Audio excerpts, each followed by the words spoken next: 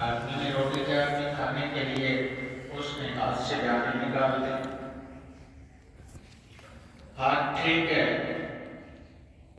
اس کے منہ میں ایسی کوئی چیز پیدا ہو گئی ہے تو جب لقمہ ڈال ہی نہیں سکتا، لقمہ ڈالا چبایا، اس کو تیار کیا نگلنے کے لیے، گلائی بند کر دیا اس نے، گلے سے نیچے اترا، جس لقمے کو جان بحال رکھنے کے لیے کھایا تھا موت آ گئی، اس لیے چپے چپے پر منٹ منٹ سیکنڈ سیکنڈ میں اس کی ذات پر بھروسہ اور توکل ضروری ہے۔ وہ یہ نہ سمجھے کہ اس نے توکل نہیں کی اور بس ٹھیک ہے، توکل کے بغیر چارہ ہی کوئی نہیں ہے۔ توکل عام آدمی کا کام نہیں ہے کہ وہ توکل کرے، انبیاء بھی توکل کے بغیر کچھ نہیں کیا۔ انبیاء کوئی خود مختار نہیں ہے، انبیاء بھی اللہ کے محتاج ہیں اور پابند ہیں۔ ہر کوئی محتاج ہے، غنی بادشاہ سے ہوئی ہے، یہ کہ اس کے سامنے اپنی محتاجی کا اظہار کرتا ہے تو ذمہ وہ لے لیتا ہے کہ ٹھیک ہے تم محتاج ہے، میں غنی ہوں، تیری محتاجی میں دور کروں گا۔ اور اگر وہ یہ کہتا ہے کہ میں اپنی محتاجی خود ہی دور کروں گا تو اللہ رب العزت فرماتا ہے کہ ٹھیک ہے تجھے تیرے حوالے کر دیا، تو کر کے دیکھ لے گا۔ اس علاقے کا ایک آدمی مجھے بتایا گیا کہ پہلے 50,000 کنال، پھر مجھے باوسط ذرائع سے پتہ چلا کہ اس نے 1,00,000 کنال زمین لوگوں سے خریدی اور ایسے کرتا تھا کہ اس کے راستے بند کر دیے، یہ اور غریب لوگ تھے مجبور ہو گئے، نہ کوئی تھانے میں سنوائی ہے، نہ مولوی صاحب کے پاس، کیونکہ جس کے پاس اتنی دولت ہے وہ سب کو راضی کر لیتا ہے، سوایا جا کے سب راضی کیے، 1,00,000 کنال زمین ہتھیاری، اور جب ایک آیا تو کہتا جلدی لے جاؤ، اور راستے میں دم ہو گیا۔ حضور نبی کریم صلی اللہ علیہ وآلہ وسلم نے ایسے ڈھونڈ آدمی کے لیے ڈھونڈ اس کے لیے فرمایا کہ ایک لڑکی یہ ہے، ایک یہ ہے، ایک یہ ہے، یہ انسان ہے ڈھونڈ، یہ اس کی جو موت ہے وہ کھڑی ہے اور یہ اس کی سوچیں ہے۔ شداد نے جنت بنائی، پھر ملک دودھ پلایا، ماں کے پیٹ سے نکلا تو پھٹے پر رکھ دیا گیا، اور جنت بنائی پھر اللہ کے مقابلے میں یہاں تک پہنچ گیا۔ اللہ رب العزت نے فرشتے کو فرمایا کہ یہ جو افتتاح کرنے لگا ہے اس جنت کا، اس کو پاؤں نہیں رکھنے دینا۔ اور ملک الموت سے اللہ نے پوچھا کہ کسی آدمی پر کبھی ترس کیا ہے جان نکالتے؟ تو انہوں نے فرمایا کہ 2 آدمیوں پر، ایک وہ جو ماں کے پیٹ سے نکلا تھا اور تو نے حکم دیا کہ سب کچھ ڈبو دو، اس کی ماں کو بھی ابھی اس کے پیٹ سے نکلا تھا، ایک کشتی کا تختہ اس پر اس کو رکھ دو، تو مجھے بڑا ترس آیا کہ اس بیچارے کا کیا بنے گا۔ اور دوسرا وہ جو اس نے تیرے مقابلے میں جنت بنائی، اتنی محنت کی، اور جس دن اس نے پاؤں رکھنا تھا، پاؤں اٹھایا رکھنے کے لیے، تو نے حکم دیا کہ پاؤں رکھنے نہیں دینا ایسا، اور اس نے جان نکالا، تو مجھے ترس آیا کہ بیچارے کی اتنی محنت کی تھی تو پاؤں بھی نہیں رکھنے دیا۔ اللہ نے فرمایا وہ ایک ہی ہے، اس کو کہتے ہیں شداد، جس نے اللہ کی ذات پر توکل کیا وہ خس ہو، اللہ اس کے لیے کافی ہے، جس میں کوئی دو رائے نہیں۔ لیکن توکل جو ہے وہ پرہیزگاری کے بعد ہے، اور پرہیزگاری ایمان کے بعد ہے، اور ایمان اچھے انسان کے بعد ہے۔ انسان اپنے ضمیر میں اچھا ہے تو اس نے دو چیزوں کو دیکھا، تو اس نے جس کو حق سمجھا، اور حق وہی ہے جو اللہ رب العزت نے پسند کیا ہے، اس نے اس کو اختیار کیا۔ اس نے جو اس کو اختیار کیا جس کو اللہ نے اچھا پیدا کیا، تو اس نے اپنے اچھے انسان ہونے کا ثبوت دیا ہے۔ اگر ایک انسان گندگی کو پسند کرتا ہے تو اس کی انسانیت میں کمی ہے۔ ایک آدمی اچھی چیز کو پسند کرتا ہے تو اس کی انسانیت کا یہ منہ بولتا ثبوت ہے کہ وہ بڑا اچھا انسان ہے۔ اس لیے ایمان کے بعد اعمال ہیں، اور اعمال میں سب سے بڑا عمل نماز ہے۔ ایمان کے بعد نماز ہے۔ اس لیے کافر جب قیامت والے دن جہنم میں ڈالنے کے لیے لے جائے جا رہے ہوں گے تو آگے ان کو سوال ہوگا کہ کس چیز نے تمہیں جہنم میں ڈالنے کے لیے مجبور کیا ہے؟ تو آگے سے یہ نہیں کہتے کہ ہم ایمان نہیں لائے تھے، وہ کہتے ہیں لم نکو من المصلین، ہم نمازی نہیں تھے۔ ایمان کے بعد سب سے اہمیت والی چیز ٹائم پر جماعت کے ساتھ مردوں کو نماز پڑھنا ہے، تکبیر اولیٰ کے ساتھ، یہ بھی نہیں کہ بعد میں آیا اور جلدی جلدی ایسے ویسے کیا۔ ضروری ہے۔ اور اس نماز کے بعد سب سے اہمیت والی چیز جو تقوی کو بہت پروان چڑھاتی ہے، اور اس کا مقصد ہی تقوی کو مضبوط کرنا ہے، وہ اللہ رب العزت نے اپنی کتاب میں فرمایا ہے یا ایھا الذین آمنوا کتب علیکم الصیام کما کتب علی الذین من قبلکم لعلکم تتقون۔ ایماندارو، تم پر روزے فرض کیے گئے ہیں جیسے کہ پہلوں پر بھی فرض کیے گئے تھے۔ مقصد اس کا کیا ہے؟ لعلکم تتقون، تاکہ تم پرہیزگار بنو۔ تو روزے کا مقصد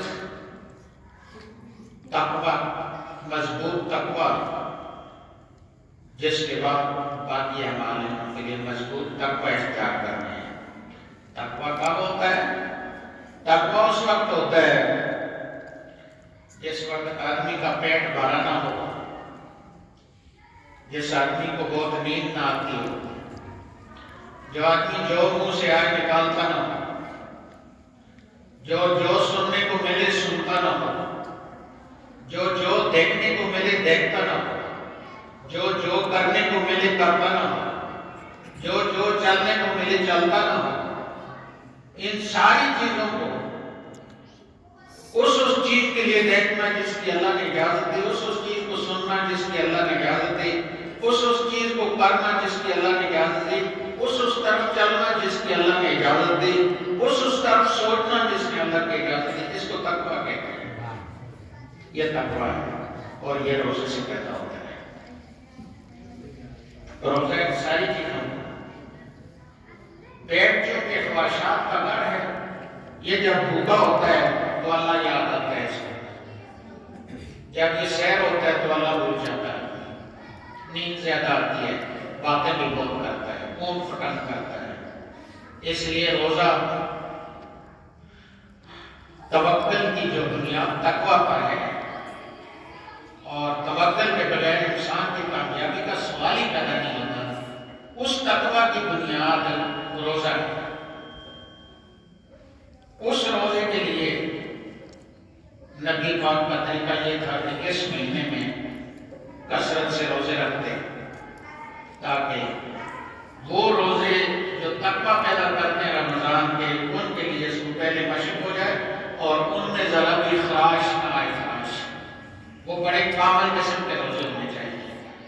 شعبان میں آپ بھائی صاحب حضرت عائشہ صدیقہ فرماتی ہیں کہ شعبان میں آپ اتنے روزے رکھتے تھے جیسے کہ شعبان کا مہینہ روزوں کا فرض ہو چکا ہے.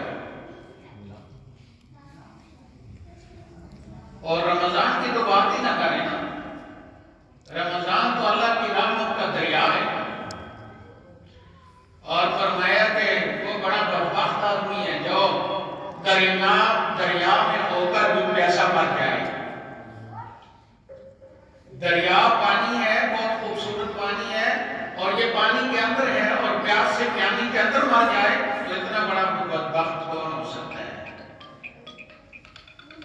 جو رمضان میں فرمایا اپنے آپ کو بخشوا نہ سکا، جو رمضان میں اپنے والدین کی دعاؤں سے اپنے آپ کو بخشوا نہ سکا، جو رمضان کے روزوں سے اپنے آپ کو بخشوا نہ سکا، وہ صحیح معنوں میں محروم ہے دنیا اور آخرت کی ہر نعمت سے اور اللہ کی جنت سے اور اللہ کی نعمتوں سے. اس لیے آج ہم ارادہ کریں گے، جیسے کسی کا کوئی آدمی آج کر کے آتا ہے تو سارے لوگ ایئرپورٹ پہ جاتے ہیں یا بال کمائی کے لیے بڑی کمائی کی اس نے واپس آ رہا ہے تو سارے جاتے ہیں، بچے بچیاں سب خوش ہوتے ہیں. اس خوشی سے جو جاتے ہیں، یہ شادیوں میں خوشی ہوتی بچوں کی، فرمایا اس سے زیادہ خوشی رمضان کے آنے کی ہونی چاہیے. اتنی خوشی سے استقبال کریں رمضان کا. آئندہ جمعے میں پیارے آقا کی جو سنت کے مطابق رمضان کی خوشخبری سنانی ہے، خطبہ ہے، وہ آپ کو بتاؤں گا. لیکن مضمون ہمارا اللہ کی ذات پر توکل ہے، اور اس توکل کے تحت ہم رمضان کی نماز کی بات کریں گے. اور رمضان کی بات کریں گے تو ہمیں سمجھ آئے گی کہ اللہ کتنا مہربان ہے کہ رمضان کا مہینہ آتا ہے تو جس کسی کی جو کوتاہیاں ہوتی ہیں سب برابر ہو جاتی ہیں، ختم ہو جاتی ہیں، اور اس کو بہت بڑا نفع ہو جاتا ہے اور وہ بخشا جاتا ہے اور اس پر اللہ مہربان ہو جاتا ہے، ساری ناراضگیاں چھوڑ دیتا ہے اور اس کو کہتا ہے کہ اب تیری مرضی ہے، جو تو چاہے گا وہ پورا ہوگا، لیکن تو چاہنے میں شیطان والی چاہت نہ ہو، وہ اسی رحمان والی چاہت ہو. مجھے امید ہے کہ ان باتوں کو سننے کے بعد یہ بچے جو میرے بیٹھے ہیں خاص کر یہ بڑے وقت پر آتے ہیں، اور میں اپنے بچوں کو کہتا ہوں کہ میں آپ کو بہت بڑی مبارکباد دیتا ہوں. آپ مسجد آنے کے لیے بہت جلدی آتے ہیں، اور آگے ایک بات اور سن لیں کہ مسجد آنے کا مقصد دین سننا ہے. آ کر دین سنا کریں. آپ بڑے اچھے بچے ہیں، اتنے اچھے بچے کہ مجھے بہت حیرانگی ہے کہ اتنے اچھے بچے میں نے زندگی میں نہیں دیکھے. جو باقی بڑے لوگ ہیں وہ بھی بڑے اچھے ہیں. پہلی اذان کے ساتھ ہی مسجد تشریف لایا کریں. ایک دن ایسا ہوگا کہ کام پڑے رہیں گے اور ہم چارپائی پر ہل بھی نہیں سکیں گے، تو اس چارپائی پر جو ہل نہیں سکیں گے وہاں کامیابی کے لیے پہلی اذان کے ساتھ مسجد آنا ضروری ہے. یہ کوئی ریکویسٹ نہیں ہے، آپ کی میری بھلائی کی بات ہے، اپنے نافع کی بات ہے. میں گزشتہ جو میں نہیں تھا، میرے انتہائی قابل فخر بھائی اور قابل فخر بھائی کا بیٹا کمال الدین صاحب کا قابل فخر بیٹا، جو میں کہہ رہا ہوں میں سچ کہہ رہا ہوں، اور میں اس سے بہت کم کہہ رہا ہوں جتنا اس کا کردار ہے. مقصود الحسن، میں ایسے بیٹھا رہتا تو یہاں سے مسلح پکڑے تو جلدی جلدی آتے تھے، وہاں سے جدا ہو گئے. میں گزشتہ جو میں ایک عالم دین جن کی 150 سال عمر ہے، جلوزئی یہ بابی سے آگے پہاڑوں میں نے ان کے بارے میں سنا تھا. بہت کا کوئی پتہ نہیں. میں نے کہا میں ان کی زیارت کر رہا ہوں، میں ادھر گیا ہوا تھا. میں آج آپ سے درخواست کروں گا کہ میرے اس بھائی کے لیے، بھائی کے بیٹے کے لیے دعا کریں کہ اللہ رب العزت جتنا اچھا شکل اس کو دی تھی اور اچھا اخلاق دیا تھا، نبی پاک نے دعا فرمائی اللہ جس طرح ہماری شکلوں کو بہت اچھا تم نے بنایا ہمارے اخلاق کو بھی بہت اچھا بنا دے. تو ہم دعا کرتے ہیں کہ جس حسن سے اور جس محبت سے چغلی غیبت اور ہر قسم کی انسانی دل آزاری سے بہت دور سے آدمی نے زندگی گزاری اور اپنے باپ کے ساتھ ایسے شانہ بشانہ کھڑا رہا گھر کے سارے معاملات کو اور ڈیوٹیوں کو بجا لانے میں، ایسے اللہ رب العزت اس کے لیے قبر میں ایسی محبت پیدا فرمائے اور اس کی اس بے مثال زندگی کا اللہ تعالیٰ کو قبر میں بہت نفع عطا فرمائے اور ان کے بچے بہت اچھے ہیں، بھائیوں کو بہنوں کو بیٹوں کو پوتے نوازوں کو اللہ صبر جمیل عطا فرمائے. جتنے بھی میرے یہاں نمازی فوت ہو چکے ہیں اس محلے میں سارے باغ میں ہزاروں جنازے میں نے پڑھائے سب کے لیے دعا کرتے ہیں اللہ رب العزت سب کی مغفرت فرمائے. اللہ تعالیٰ نے قرآن پاک میں باقی مومنوں سے ہٹ کر ہر کسی کو آپ کو مجھے بتایا کہ اپنے والدین کے لیے الگ دعا مانگیں. ہم اپنے ان عظیم والدین کے لیے الگ دعا مانگتے ہیں جنہوں نے ہمیں مسلمان رکھا اور جنہوں نے ہمیں اتنا اچھا انسان بنایا کہ اس وقت ہم مسجد میں ہیں. اللہ رب العزت اور والدین کے کروٹ کا جنت عطا فرمائے اور اللہ ان کے درجات بلند فرمائے. میں ان لوگوں کو بھی نہیں بھول سکتا جو اسپتالوں میں پڑے ہیں بیمار، ان کے گھروں میں قیامت ہے. ایک قیامت تو بیمار ہونا ہے، گھر تباہ ہو رہے ہیں، دوسری قیامت یہ ہے کہ ڈاکٹر پیسے اتنے لیتا ہے، اسپتال والے اتنے لوٹتے ہیں کہ ان بیچاروں کو جان کے نالے پڑ ہوتے ہیں. میں دعا کرتا ہوں کہ اللہ تعالیٰ، میں ہر ڈاکٹر کی بات تو نہیں کرتا، اللہ تعالیٰ ایسے ظالم ڈاکٹروں سے اللہ تعالیٰ اس امت کو اور بطور خاص پاکستان کے میرے لوگوں کو اللہ تعالیٰ محفوظ رکھیے. اللہ رب العزت کبھی بھی ڈاکٹر سے ہمیں اشنا نہ کرے، تھانے سے ہمیں اشنا نہ کرے، ملک کے لٹیرے MNA وغیرہ وغیرہ وغیرہ وغیرہ جتنے بھی ہیں اللہ تعالیٰ ان سے ہمیں اشنا نہ کرے اور اس ملک کو اللہ تعالیٰ ظالموں سے چھٹکارا نصیب فرمائے. اور پاکستان کی بے مثال قوم ہے، اللہ تعالیٰ اس قوم کو جیسے یہ خود ہیں اتنے اچھے خدا کا لیڈر بھی عطا فرمائے.